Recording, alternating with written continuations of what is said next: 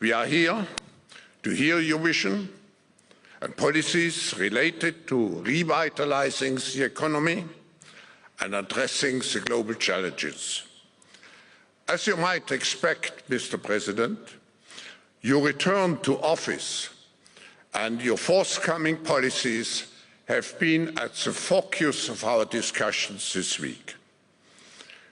The discussions among 3,000 political and business leaders from over 130 countries who came together here in Davos. We look forward to hearing first from you and then to the follow-up discussion with business leaders moderated by my colleague Børge Brende. Ladies and gentlemen, the President of the United States, Donald J. Trump.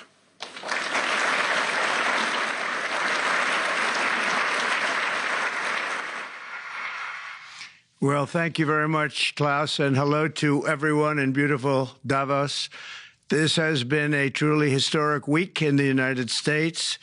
3 days ago, I took the oath of office, and we began the golden age of America. The recent presidential election was won by millions of votes, and all seven, every one of them, all seven swing states. It was a massive mandate from the American people like hasn't been seen in many years, and some of the political pundits, even some of my so-called enemies, said it was the most consequential election victory in 129 years. That's quite nice.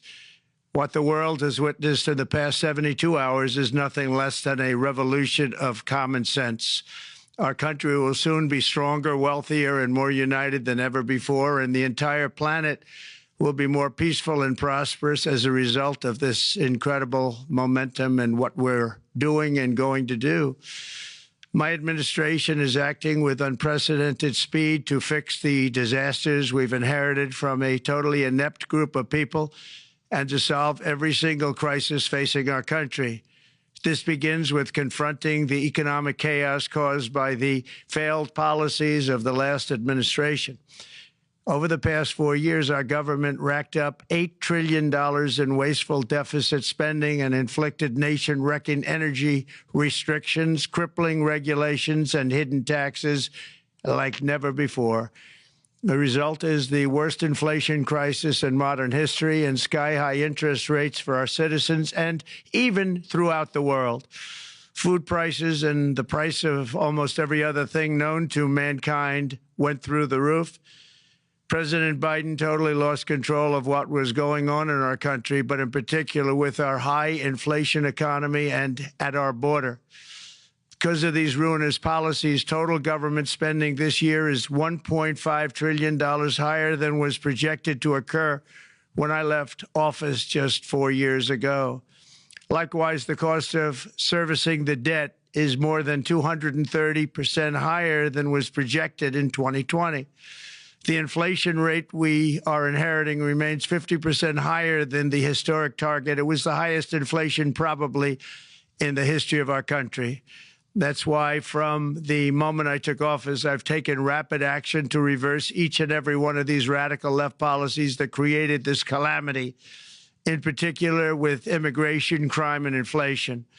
On day one, I signed an executive order directing every member of my cabinet to marshal all powers at their disposal to defeat inflation and reduce the cost of daily life. I imposed a federal hiring freeze, a federal regulation freeze, a foreign aid freeze, and I created the new Department of Government Efficiency. I terminated the ridiculous and incredibly wasteful Green New Deal. I call it the Green New Scam, withdrew from the one-sided Paris Climate Accord, and ended the insane and costly electric vehicle mandate. We're going to let people buy the car they want to buy.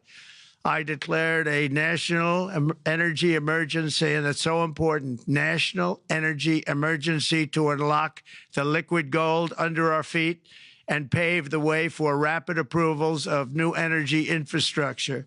The United States has the largest amount of oil and gas of any country on earth, and we're going to use it. Not only will this reduce the cost of virtually all goods and services, it'll make the United States a manufacturing superpower and the world capital of artificial intelligence and crypto. My administration has also begun the largest deregulation campaign in history, far exceeding even the record-setting efforts of my last term. In total, the Biden administration imposed $50,000 in additional regulatory costs on the average American household over the last 4 years. I have promised to eliminate 10 old regulations for every new regulation, which will soon put many thousands of dollars back in the pockets of American families. To further unleash our economy, our majorities in the House and Senate, which we also took along with the presidency, are going to pass the largest tax cut in American history, including massive tax cuts for workers and family, and big tax cuts for domestic producers and manufacturers. And we're working with the Democrats on getting an extension of the original Trump tax cuts, as you probably know, by just reading any paper. My message to every business in the world is very simple. Come make your product in America, and we will give you among the lowest taxes of any nation on earth. We're bringing them down very substantially, even from the original Trump tax cuts. But if you don't make your product in America, which is your prerogative, then very simply you will have to pay a tariff, differing amounts, but a tariff which will direct hundreds of billions of dollars and even trillions of dollars into our treasury to strengthen our economy and pay down debt.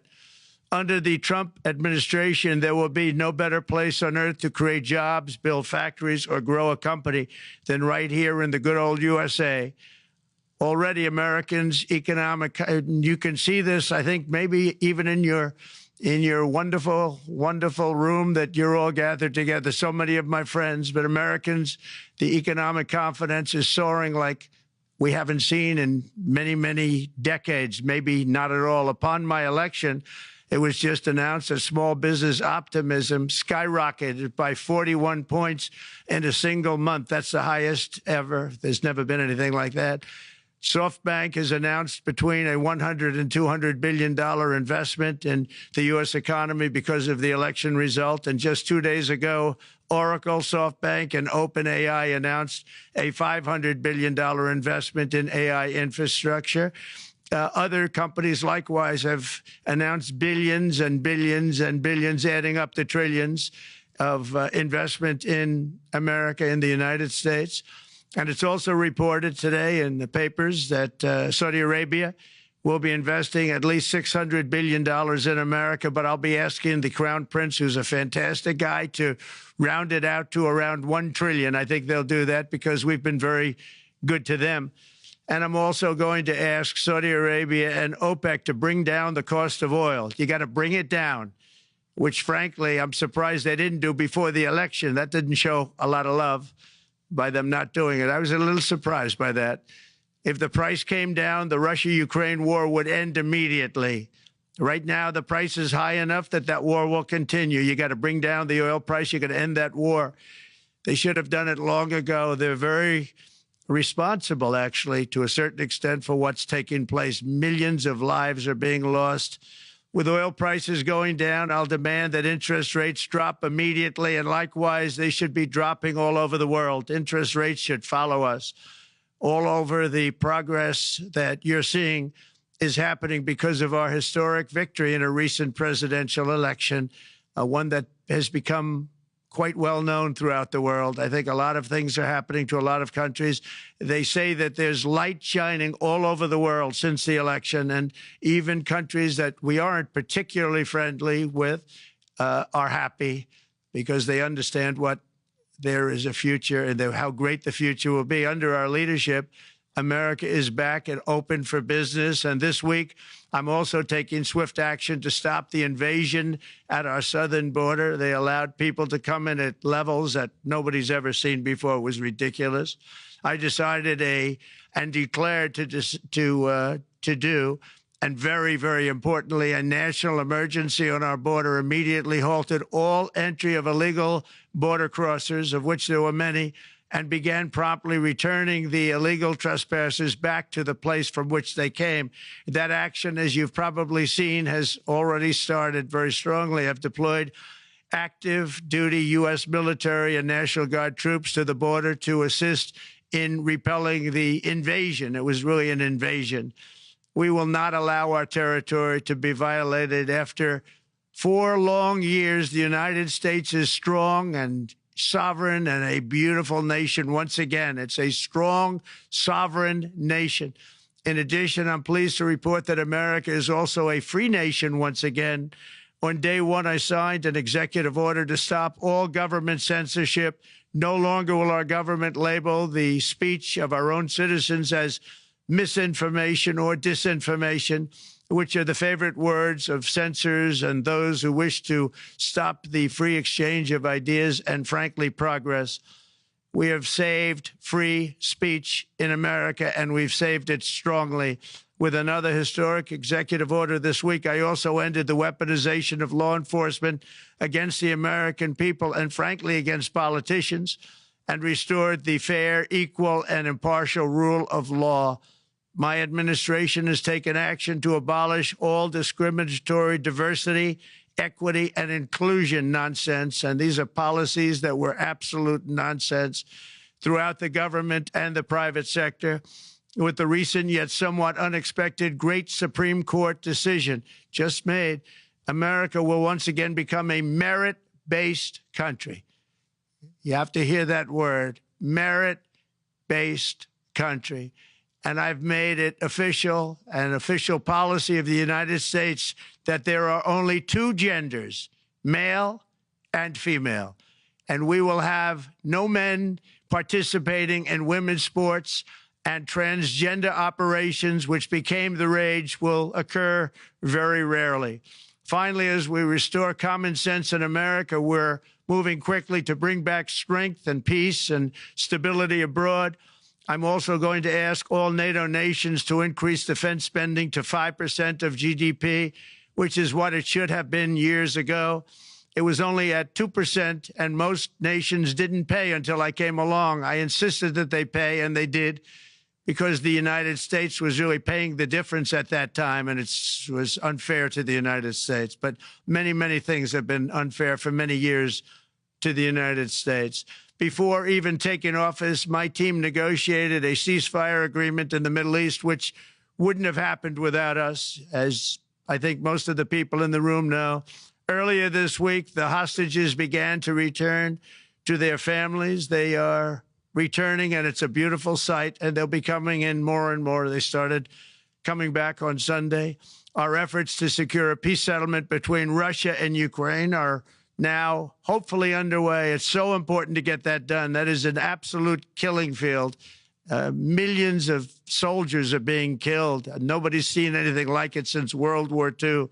They're laying dead all over the flat fields. It's a flat field farmland, and there's millions of Russians and millions of Ukrainians. Nobody's seen anything like it since World War II. It's time to end it. And here in America, we have big events coming up. Next year, we have the 250th anniversary of America's founding. I'm so honored to be president during that. That's been a big event. They've been talking about it for 10 years. We also have the World Cup, and I understand Gianni's in the room. Infantino, he was very instrumental in helping us get it. He's there with you someplace, I think, and I want to thank him for that. And then we have the Olympics coming up, which I was instrumental in getting also in my first term. And who would have known that by skipping a term, I would get the Olympics? I was upset. I said, you know, I got the Olympics to come and I won't be president. But it turned out through a stroke of luck, or whatever you might call it, that I'm going to be president during the World Cup and the Olympics and the 250th anniversary. So that's going to be 3 big events. And we've accomplished more in less than 4 days. We have really been working 4 days than other administrations have accomplished in 4 years. And we're just getting started. It's really an amazing thing to see, and the spirit and the light over our country has been incredible. Under the last administration, our nation has suffered greatly, but we're going to bring it back and make it greater, bigger, stronger, better than ever before. I want to thank everybody for being with you. I would have been there myself, except the inauguration was 2 days ago. I thought it might be a little bit quick to make it the first stop. But we'll get there one day. We hope to get there. But I do appreciate, I heard the audience is fantastic, and many of my friends are in the audience. And I will be taking questions now from some very distinguished people. Thank you all very much.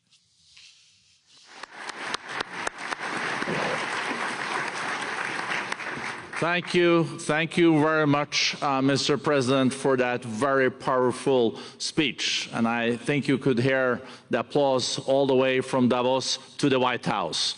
But next year it will be even better, because then you can get the applause here in Davos. So we wish you welcome to our village next year. We hope to see you. Thank you very much. So we also know, Mr. President, that you open up for interaction here. We have a great panel with some of the most distinguished business people in the world. Let me start with someone that you know really well, that I think is almost a neighbor of you in Florida. Mr. Steve Schwarzman, Chairman, CEO, and co-founder of Blackstone Group. So, Steve, floor is yours. Well, Mr. President, I'm sure the Crown Prince of Saudi Arabia will be really glad you gave this speech today.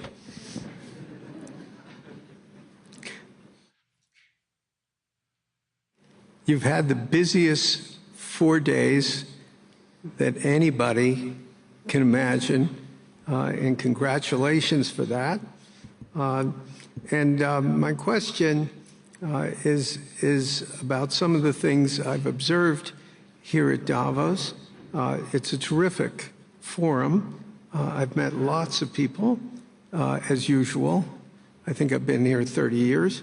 And a lot of the European business people have expressed enormous frustration with the regulatory regime in the EU. And they attribute slower growth rates here because of numerous factors, but especially because of regulations. And you've taken a completely different approach in this area. And if you could explain the theory of what you're doing, how you're going to do it, and what you expect the outcome to be, I'd appreciate it. Well, thank you very much, and congratulations, Steve. You're a friend of mine, but on a great career. You have had an amazing career, and it continues. I just want to congratulate you. Very inspirational to a lot of people.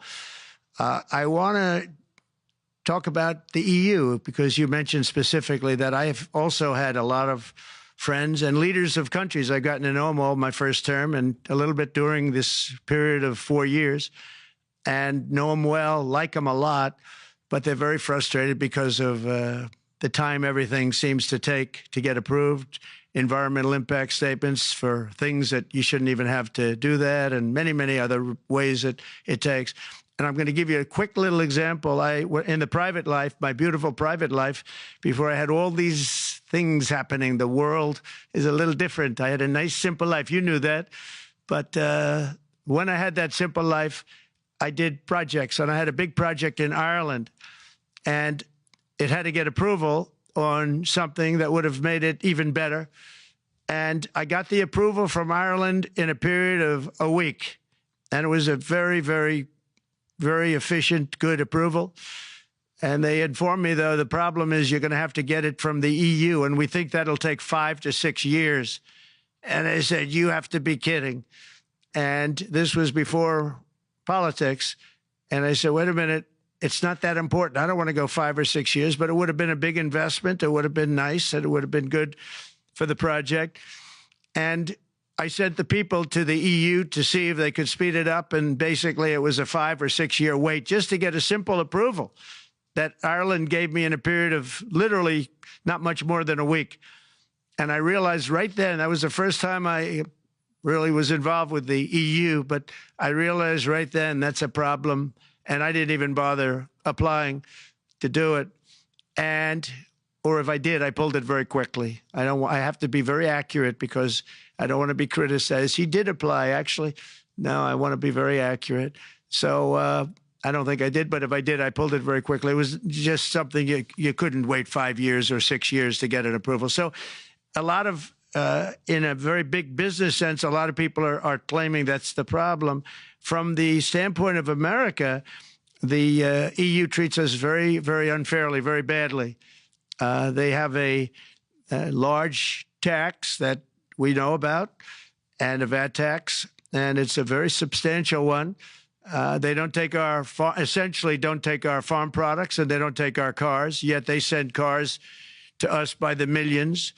They put tariffs on things that we want to do. Like, for instance, I think they actually, in terms of, these are non-economic or non-monetary tariffs, and those are very bad, and they make it very difficult to bring products into Europe, and yet they expect to be selling, and they do sell their products in the United States. So we have, you know, hundreds of billions of dollars of deficits with the EU, and nobody's happy with it, and we're going to do something about it, but nobody's happy with it. So I think the EU has to speed up their process. Friends of mine that are in some of the nations within the EU, great people, they want to be able to compete better, and you can't compete when you can't go through the approval process fast. There's no reason why it can't go faster. So, you know, I'm trying to be constructive because I love Europe. I love the countries of Europe, but the process is a very cumbersome one. And they do treat the United States of America very, very unfairly with the VAT taxes and all of the other taxes they impose. One other, just to finish up, I got a call from the head of a major airline, one of the biggest airlines in the world, and he said, "Sir, could you help us? What? Landing in Europe is brutal. They charge us fees for everything, and it's so unfair." I said, "How does it compare to China?" He said, it's much worse. And the other thing, as you know, they took court cases with Apple, and they supposedly won a case that most people didn't think was much of a case. They won 15 or 16 billion from Apple. They won billions from Google. I think they're after Facebook for billions and billions. These are American companies, whether you like them or not. They're American companies, and they shouldn't be doing that. And that's, as far as I'm concerned, it's a form of taxation. So we have some very big complaints with the EU. Thank you. Thank you very much, Mr. President. We'll now go to one of your friends in the EU, Patrick Pouyanné. He's the chairman CEO of Total Energies. I guess you have a question ready, Patrick, for the president. Mr. President, as we understand, energy is at the top of your agenda, and it's an honor for me to represent the energy industry tonight. In this panel, Total Energies is indeed the fourth largest oil and gas and electricity company in the world. I will not ask you a question about the oil price. It's quite clear what you expect from us. I will go to gas more. And our company is the largest #1 exporter LNG from the US company. We are a strong contributor to, and we invest in a mammoth LNG projects in Texas, $20 billion. It's far from 200, but it's $20 billion. And we contribute with that to security of supply to Europe, as we export this LNG to Europe. Some experts fear that if there are too many projects developed in the US on LNG, this could have an inflationary impact on the US domestic gas price. And they recommend a pause on these projects. I would ask you the following question: what are your views about such a pause on investments on LNG in the US?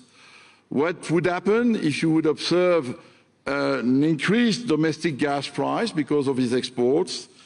And final question, which is important for Europe: would you agree to guarantee security of supply of US LNG to Europe?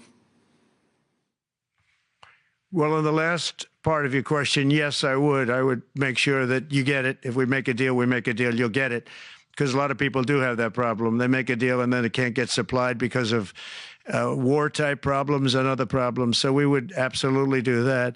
LNG is very interesting because when I took office for the first term, one of the first things I looked at was there were two very massive plants in Louisiana, a state that has been very good to me, won it by many, many points. And I felt strongly indebted to it, actually. And they said there are two plants that have been under environmental consideration for more than 10 years. And they were costing, as you say, you know how expensive those plants are, but they were costing like 12 billion and I think 14 or 15 billion, but they couldn't get their permits. They were in review for years, many, many years, like a decade or more. And I said, so ridiculous. I know so much about that because in the construction industry, I had to go through it too, but I got good at it after a while. But I saw the projects, and you're talking about a total investment of 25 to $30 billion, and it looked like it was going to end. They couldn't get their permits, and I got them done in less than a week. It was done, completed. In fact, when they called them to announce that it was done, the countries, largely countries, Japan was involved and another country and some very big investors, they couldn't believe it. They actually couldn't believe it. And I said, just do yourself one favor. Don't pay any consultants, because the only one that got it done was me. I got it done because it was the right thing to do for the U.S. and for the world, but the consultants had nothing to do with it. You know, the consultants go in and they say, give us millions of dollars because Trump did it. Nobody called me about it. I just heard it was a problem for years. And I got it done because it was the right thing to do for the U.S. and the right thing to do for beyond. It had to do with energy, very important. So I think it's very important. I think I disagree with one. I think the more that you do, the lower the price is going to go. And what I'd like to see is rapid approvals. We're going to give very rapid approvals in the United States, like with the AI plants, talking to many people want to build them. That's going to be a very big thing. We're going to build electric generating facilities. They are going to build. I'm going to get them the approval. Under emergency declaration, I can get the approvals done myself without having to go through years of waiting. And the big problem is we need double the energy we currently have in the United States. Can you imagine? For AI to really be as big as we want to have it, because it's a very competitive, it'll be very competitive with China and others. So I'm going to give emergency declarations so that they can start building them almost immediately. And I think it was largely my idea because nobody thought this was possible. It wasn't that they were not smart, because they're the smartest. But I told them that what I want you to do is build your electric generating plant right next to your plant as a separate building, connected. And they said, wow, you're kidding. And I said, no, I'm not kidding. You don't have to hook into the grid, which is old and, could be taken out. If it's taken out, they wouldn't have any way to get any electricity. So we are going to allow them to go on a very rapid basis to build their plant, build the electric generating plant. They can fuel it with anything they want, and they may have coal as a backup, good, clean coal, If there were a problem with a pipe coming in, as an example, you're going with gas, oil or gas, and a pipe gets blown up or for some reason doesn't work, there are some companies in the U.S. that have coal sitting right by the plant so that if there's an emergency, they can go to that short-term basis and use our very clean coal. So that's something else that a lot of people didn't even know about, but nothing can destroy coal, not the weather, not a bomb, nothing. It might make it a little smaller, might make it a little different shape, but coal is very strong as a backup. It's a great backup to have that facility, and it wouldn't cost much more money. And we have more coal than anybody. We also have more oil and gas than anybody. So we're going to make it so that the plants will have their own electric generating facilities attached right to their plant. They don't have to worry about a utility. They don't have to worry about anything. And we're going to get very rapid approvals. Thank you. Thank you so much, Mr. President. We'll now go to another CEO that you know very well, Brian Moynihan, the CEO and chair of Bank of America. Good afternoon, Mr. President, and congratulations, and obviously an eventful week for you and your family. If you remember 5 years ago, you came here and we walked among 150 CEOs from all over the world, and you engaged with them about your policies and your procedures. This year, you're not here, and yet this week was eventful from the orders that you mentioned earlier, literally a wave of orders coming out on immigration, on trade, and many other matters. And so, as a representative of the United States here, we got a lot of questions about what does all this mean and how would the president square this with his clear focus on growth, prosperity, market growth, stock market growth, a good bond market, and bringing down prices. So how do you think about the impact of all these orders and how fast they come out and how you're going to balance them with that scorecard of being successful in both continuing GDP growth, bringing down inflation, and also having a good stock price appreciation for the American citizen? Well, I think it's going to actually bring down inflation. It's going to bring up jobs. We're going to have a lot of jobs. We're going to have a lot of companies moving in. You know, Brian, we're at 21%. It was at 40%, and I got it down to 21%, the corporate tax. And it was actually, if you look at state and city, it was in many cases much higher than 40%. I got it down to 21%. And now we're going to bring it down from 21 to 15% if, there's a big if you make your product in the U.S. So we're going to have the lowest, just about the lowest rate. It'll be, the 21 is on the low side worldwide. The 15 is about as low as it gets.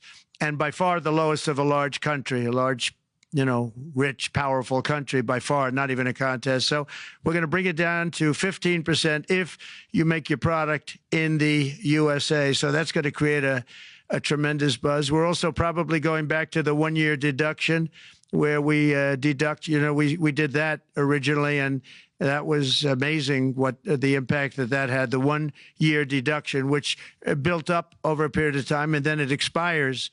But we're going to go back to that when we do the renewal of the Trump tax plan. We have to get Democrats to approve it. But, you know, if the Democrats didn't approve it, I don't know how they can survive with about a 45% tax increase, because that's what it would be. And so I think they're going to be. We've been working along with them pretty well. I think it's very hard for a political group to say, let's charge people 45% more. So I think we're in good shape. But we're actually doing a reduction for business and small businesses where you're going to bring it down to 15%, which is really something. And by the way, speaking of you, and you've done a fantastic job, but I hope you start opening your bank to conservatives, because many conservatives complain that the banks are not allowing them to do business within the bank. And that included a place called Bank of America. They don't take conservative business. And I don't know if the regulators mandated that because of Biden or what, but you and Jamie and everybody, I hope you're going to open your banks to conservatives, because what you're doing is wrong. Mr. President, I'll say that your friend Gianni said hello, told me to tell you hello, and we look forward to sponsoring the World Cup when it comes, both this summer for the club and next year. So thank you for getting that for the United States. Thank you very much, Brian. Thank you, Mr. President. We'll now go to Anna Butin. She's the executive chairman of Banco Santander, one of the big European banks, and also in the U.S. So, Anna. Mr. President, congratulations on a historic victory. I believe you don't know me as well as my fellow panelists, so a few words. Santander is one of the largest banks in the world by number of customers, 170 million. That's more than my friend Brian or my friend Jamie have. And those... They fixed the regulation. That's coming, that's coming. That was cheeky. We're a big investor in the United States. We have many million customers, 12,000 employees. We're one of the largest auto lenders. And we recently launched a fully digital bank called Open Bank. We strongly believe banks have a pivotal role in the economy, and we can accelerate growth and help many more customers. That's what we're doing in the United States. So, as Brian pointed out, we very much welcome your focus on deregulation and reducing bureaucracy. So my question is, what are your priorities in this regard, and how fast is this going to happen? Thank you very much. I think it's going to, thank you and congratulations. I know very much about your bank, and you've done a fantastic job. Congratulations. We are going to move very quickly. We've moved very quickly. We've done things in the last 3 days that nobody thought were possible to do in years. And it's all taking effect. It's going to have a huge impact on the economy, a huge positive impact. Money was being wasted on crazy things. I mean, the Green New Deal was such a total disgrace, how that was perpetrated. And it was conceived of by people that were average students, less than average students, I might add, and never even took a course in energy or the environment. It was just a game. Remember, the world was going to end in 12 years? Remember that? Well, the 12 years has come and gone. It was going to end. It was going to all foam into earth.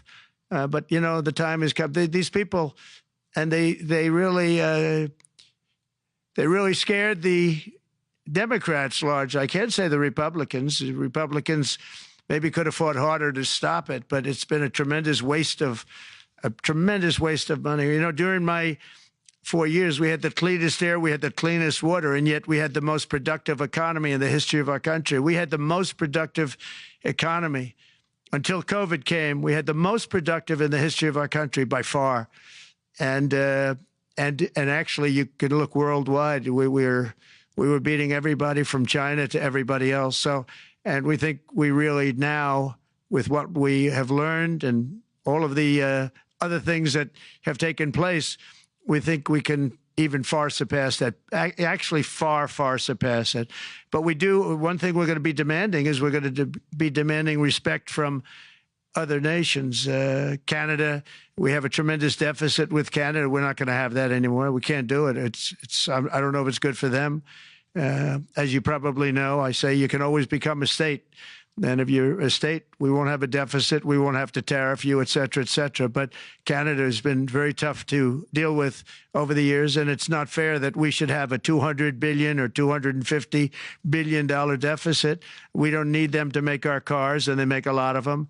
We don't need their lumber because we have our own forests, et cetera, et cetera. We don't need their oil and gas. We have more than anybody. So, you know, just as an example, with Mexico, we're dealing with Mexico, I think, very well. And we're just, you know, we just want to be treated fairly with other nations, because there's hardly a nation in the world, and I blame this on us, and I blame it on politicians that, for some reason, probably mostly it's stupidity, but you could also say other reasons, but mostly stupidity. They've allowed other nations to take advantage of the U.S., and we can't allow that to happen anymore. You know, we have debt. It's a very small debt when you compare it to the value of the assets that we have, but we don't want to do that. We want to just have debt be obliterated, and we'll be able to do that fairly rapidly. And a lot of good things are going to happen. And honestly, good things are going to happen for the world, and good things are going to happen for the people that are dealing with us, allies and beyond allies.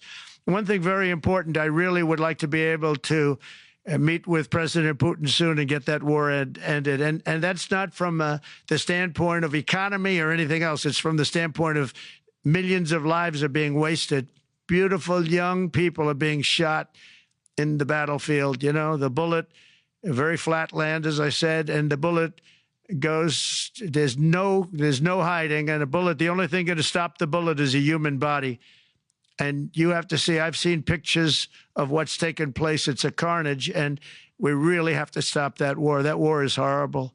And I'm not talking economy. I'm not talking economics. I'm not talking about natural resource. I'm just talking about there's so many young people being killed in this war. And that's not including the people that have been killed as the cities are being, you know, knocked down building by building. So we really should get that stopped. Likewise, in the Middle East, I think we've made a lot of progress in the Middle East, and I think that's gonna come along pretty well. Thank you. Thank you, Mr. President. We know that the most consequential relationship in the world is between the U.S. and China. U.S. 28% of the global economy, China close to 20. That's almost half of the global GDP. And we know that you called President Xi Jinping last Friday. We heard that you had a good discussion. How do you see the relationship between the U.S. and China in the next 4 years under your leadership?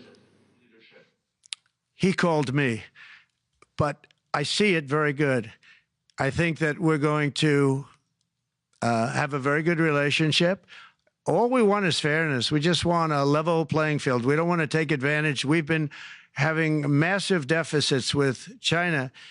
Biden allowed it to get out of hand. He's $1.1 trillion deficit. It's ridiculous. And it's just an unfair relationship.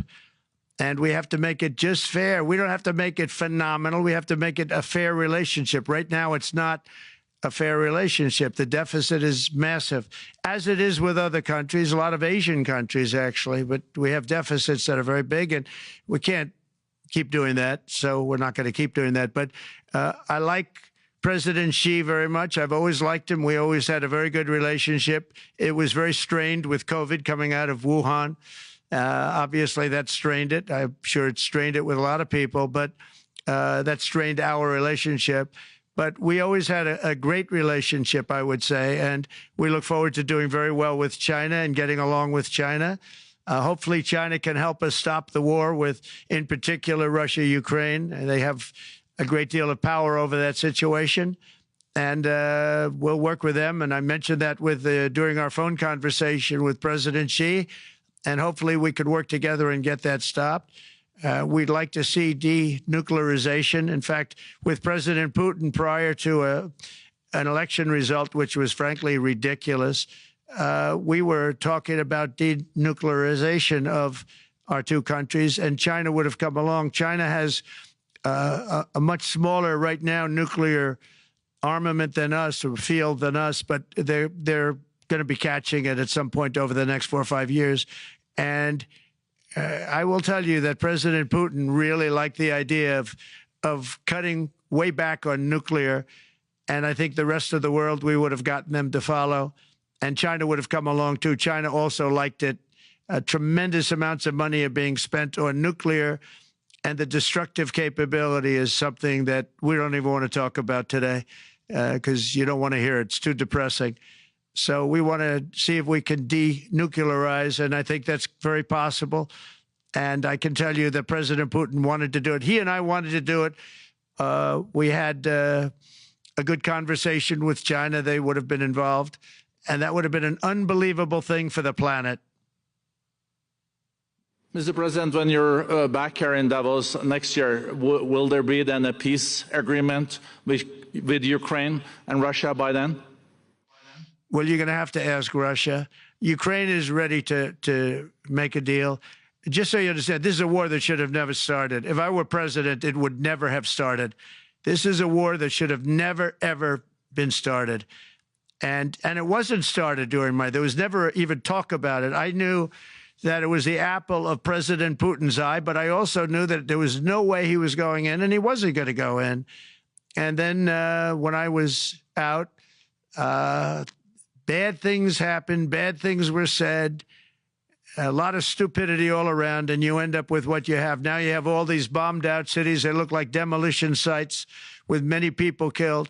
I think the thing that you'll see about Ukraine is that far more people have died than is being reported. And I've seen that. But far, far more people have died. When you look at a city that's become a demolition site where big buildings have been collapsed by missiles hitting them and everything else, and they say one person was slightly injured. No, many people were killed. Those are big buildings. I was surprised at how that was my business. These are buildings that go 2 and 3 blocks long. They're 20 stories high. They're big, powerful buildings, and they were knocked down, and there were a lot of people in those buildings that announced that 2 people were injured. That's not true. So I think you're going to find that there were many more people killed in Ukraine in the Ukraine war than anybody has any idea. But if you look now, so many of the people being killed are soldiers just facing each other with guns, rifles, and drones, the new form of warfare, drones. And it's a very sad thing to see. And when you see pictures of the fields that I see, nobody wants to see it. You'll never be the same. Thank you very much, Mr. President, on behalf of all the 3,000 participants here in Davos. We really underline that joining us the third day in your presidency, live taking questions here is so appreciated, and we are already ready for receiving you next year in person. So thank you very much, and all the best from Davos. Thank you. Thank you very much.